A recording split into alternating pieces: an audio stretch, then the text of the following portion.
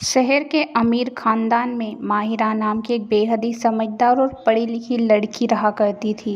माहिरा का दिमाग पढ़ने में काफ़ी तेज था। उसका सपना था कि वह खुद के पैरों पर खड़ी हो, लेकिन उसकी माँ हमेशा इस बात से उसे टोकती रहती थी। उसकी माँ उसकी जल्द से जल्द अच्छे घर में शादी कराना चाहती थी, लेकिन माहिरा इसके सख्त खिलाफ थी, क्योंकि वह शादी नहीं करना चाहती थी और खुद के पैरों पर खड़ा होना चाहती थी। क्योंकि माहिरा अमीर खानदान में से थी, इसलिए उसकी माँ नहीं चाहती थी कि वह कोई नौकरी करे। माहिरा हमेशा अपनी माँ से इस बात को लेकर नाराज रहती थी। उसकी माँ उसे पूरी समझाने की कोशिश करती थी। समय बीतता चला जाता है। माहिरा की माँ ने उसका रिश्ता तय कर दिया था, वहाँ भी एक ऐसे खानदान में जो उससे भी ज़्यादा अमीर था। वहाँ बेहद ही खुश थी, क्योंकि उसकी बेटी की शादी होने वाली थी। उनका सपना पूरा होने वाला था। उसकी माँ माहिरा को समझाने की पूरी कोशिश कर रही थी, लेकिन अभी भी माहिरा शादी के लिए तैयार नहीं थी।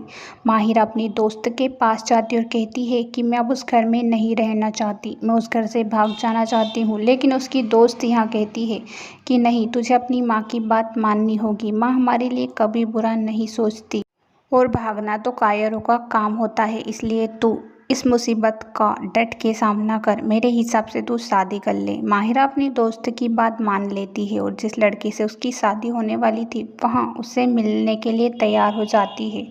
वहाँ उस लड़के को पसंद करती है और कहती है कि मैं शादी के लिए तैयार हूँ। लड़का भी माहिरा को देखकर बेहद खुश था। वहाँ पे उसे पसंद कर लेता और कहता है कि मैं भी शादी के लिए तैयार हूँ। माहिरा अभी अपना सपना उस लड़के को बिल्कुल भी नहीं बताती है।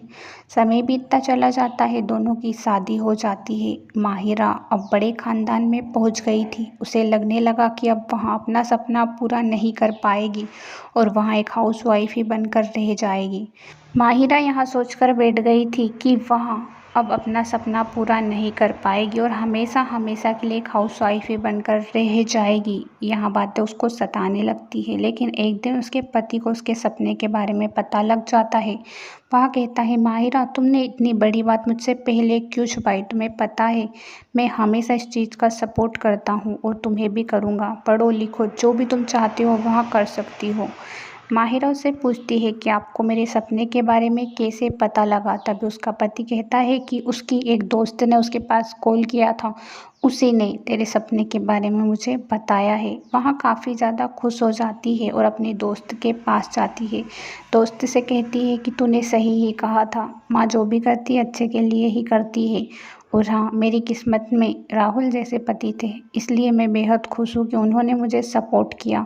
वो मुझे पढ़ाना चाहते हैं और मेरा सपना पूरा करना चाहते हैं। उसकी दोस्त भी उससे कहती है, हाँ, हमें मुसीबतों से कभी नहीं घबराना चाहिए, बल्कि उसका डट के सामना करना चाहिए, जिस तरह तूने किया। माहिरा अपनी दोस्त को बहुत ज़्यादा धन्यवाद देती है, क्योंकि मुसीबत के समय में उसी ने उसे सहारा दिया था और सही रास्ता दिखाया था।